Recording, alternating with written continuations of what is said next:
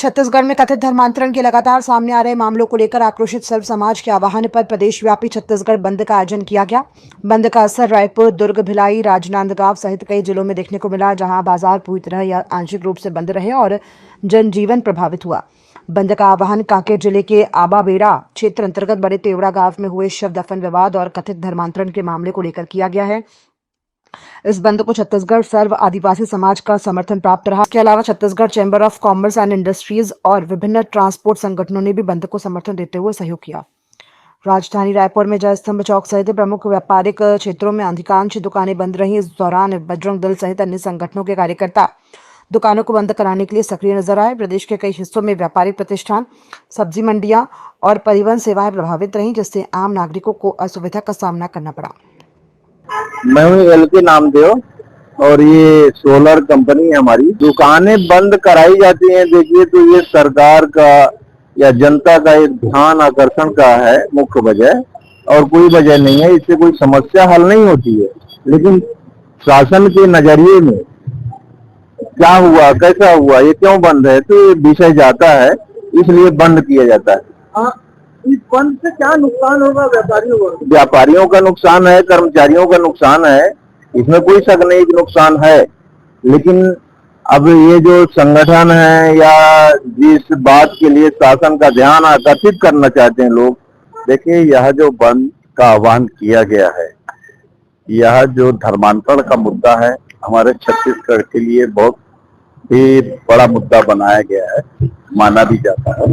लेकिन अगर एक हिसाब से देखा जाए तो ये व्यापारियों का आक्रोश है प्रशासन के प्रति कि धर्मांतरण रोकना प्रशासन का काम है ये, लेकिन व्यापारी उनको यह बताना चाह रहे हैं कि यह धर्मांतरण रोकने में आप असफल रहे, और जो बंद का आह्वान किया गया उसमें व्यापारियों ने खुल के साथ दिया है।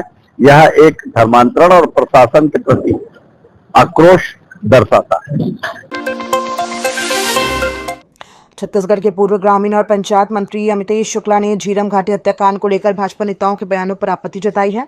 जांजगीर में छत्तीसगढ़ संघर्ष परिषद के बैनर तले पत्रकारों से चर्चा करते हुए उन्होंने कहा कि यदि भाजपा के पूर्व राष्ट्रीय अध्यक्ष JP नड्डा कांग्रेस नेताओं के नक्सलियों से संपर्क के आरोप लगा रहे हैं तो उन्हें नाम और ठोस सबूतों के साथ अपनी बात रखनी चाहिए। उन्होंने कहा कि यदि सबूत हैं तो संबंधित लोगों पर सख्त कानूनी कार्रवाई होनी चाहिए। अमितेश शुक्ला ने कहा कि 25 मई 2013 को सुकमा जिले के दरभा की झीरम घाटी में हुए नक्सली हमले में महेंद्र कर्मा, नंद कुमार पटेल सहित 33 लोग शहीद हुए थे, जबकि 11 जून को वरिष्ठ नेता विद्याचरण शुक्ल की भी अस्पताल में शहादत हुई। 12 साल बीत जाने के बाद भी पीड़ित परिवारों को न्याय नहीं मिल सका है।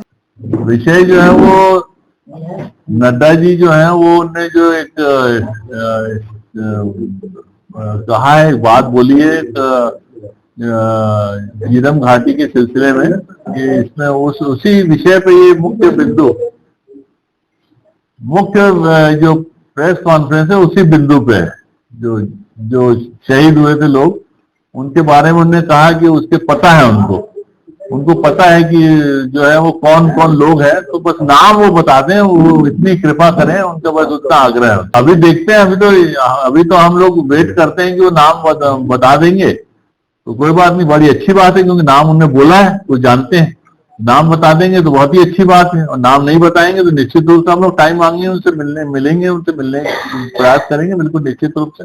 वहीं भाजपा प्रदेश प्रवक्ता देवलाल ठाकुर ने पलटवार करते हुए कहा कि पिछले 5 वर्षों तक कांग्रेस की सरकार रही है, अमितेश शुक्ला को अपनी सरकार से सवाल करना चाहिए। उन्होंने कहा कि झीरम कांड से जुड़े कई तथ्यों से प्रदेश की जनता भली भांति परिचित है। अमितेश शुक्ला जी को ये जो सवाल है वो अपने कांग्रेस के लोगों को, जो वर्तमान में जिस समय कांग्रेस की लीडरशिप कर रहे थे, श्री भूपेश बघेल जी, चरणदास महंत जी, रविंद्र चौबे, इन तीनों से पूछना चाहिए कि उन्होंने जब राहुल गांधी जी, हमारे छत्तीसगढ़ के नेता नंद कुमार पटेल, आदरणीय महेंद्र कर्मा जी, विद्याचरण शुक्ल, जब ये शहीद हुए थे, कांग्रेस के नेता नहीं छत्तीसगढ़ के नेता थे, मैं फिर से कहना चाह रहा हूं वो जब ये शहीद हुए उस समय जो राहुल गांधी जी को ब्रीफिंग दिए थे, जो इन तीनों ने मिलकर नाम बताया, उसे प्रेस में आकर सार्वजनिक करें, और जो कांग्रेस के नेता इस षड्यंत्र में शामिल नहीं है वो जाके देवकी कर्मा के आंसुओं से पूछे, उनके बहते आंसुओं से, जो महेंद्र कर्मा जी शहीद हो गए, नंद कुमार पटेल जी, उनकी धर्म पत्नी से पूछे, दिनेश पटेल उनकी धर्म पत्नी से पूछे कि उनके दिल पर क्या बीता था, किन लोगों के षड्यंत्रों के कारण आज कांग्रेस के ही नहीं, छत्तीसगढ़ के इतने नेताओं का शहादत प्राप्त हुआ, शहीद हो गए। कहीं ना कहीं हर व्यक्ति जानता है कि ऑडियो में, वीडियो में जो चरणदास महंत जी ने, इनके जो बाद में मंत्री पद से नवाजा गया बस्तर के एक नेता को, किस प्रकार से अस्पताल में उनको समझाइश दी थी, उनको गाइडलाइन दी थी, उनको धमकाया था कि आपने ले जाकर वहां हमारे सारे नेताओं की हत्या करा दी। किसी से छुपा नहीं है, ये छुपने वाली चीजें नहीं है। हर कांग्रेस का आदमी चाहता है। मैं तो इस पर भी चुनौती देता हूँ, भूपेश बघेल जी, रविंद्र चौबे जी और चरणदास महंत जी एक साथ बैठ जाए, प्रेस में हम भी बैठेंगे।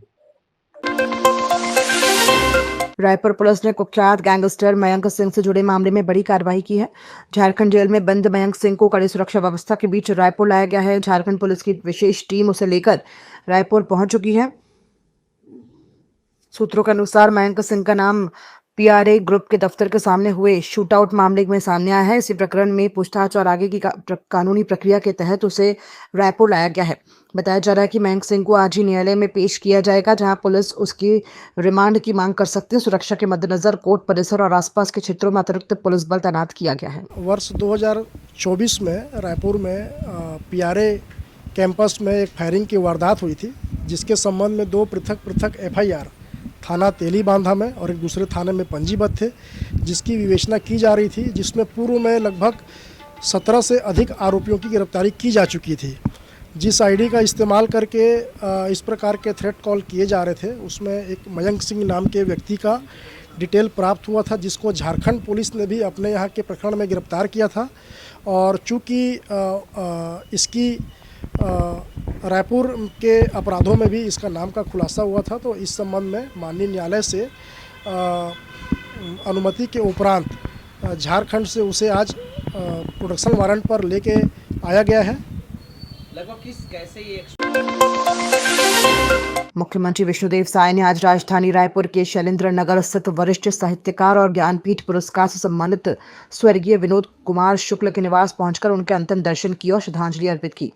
मुख्यमंत्री ने पुष्प चक्र अर्पित कर दिवंगत आत्मा की शांति के लिए प्रार्थना की। इस अवसर पर मुख्यमंत्री ने स्वर्गीय श्री शुक्ल के पार्थिव शरीर को कंधा देकर उन्हें भावपूर्ण अंतिम विदाई दी और शोक संतप्त परिजनों से भेंट कर अपनी संवेदनाएं व्यक्त की। श्री विनोद कुमार शुक्ला जी का निधन साहित्य जगत के लिए अपूर्णीय क्षति है, जिसकी भरपाई करना संभव नहीं है। और उन्होंने ज्ञानपीठ पुरस्कार पाकर छत्तीसगढ़ का नाम साहित्य के जगत में रोशन किया था। पूरे देश और दुनिया में छत्तीसगढ़ का नाम उन्होंने रोशन किया था। और जब वो पुरस्कार का घोषणा हुई थी तो हम उनके घर में आए थे, उन्हें बधाई दिए थे। और कुछ दिनों के पश्चात वो बीमार हो गए, तो अस्पताल में भी हम उनसे मिलने गए थे। और आने वाला साल जो साहित्य उत्सव का आयोजन होने वाला है छत्तीसगढ़ में, उसके विषय में हम उनको बताए थे। और आप जल्दी स्वस्थ हो, आपको उसमें रहना है, तो मुस्कुराए थे। और लेकिन ये तो विधि का विधान है, वो हम लोगों के बीच नहीं रहे, तो उनको हम विनम्र श्रद्धांजलि अर्पित करते हैं। और प्रभु से प्रार्थना है कि उनकी आत्मा को शांति दें, अपने चरणों में जगह दें और शोक संतप्त परिवार को इस गहन शोक को सहने की शक्ति प्रदान करें। पूरा प्रदेश दुखी है। कल एक बड़ा कार्यक्रम भी था बिलासपुर में, डॉक्टर कुमार विश्वास जी का कवि सम्मेलन था, लेकिन जब हम लोगों को निधन का समाचार मिला तो 20,000 से ज्यादा लोग थे। वहां भी हम लोग उनको श्रद्धांजलि अर्पित करके कवि सम्मेलन को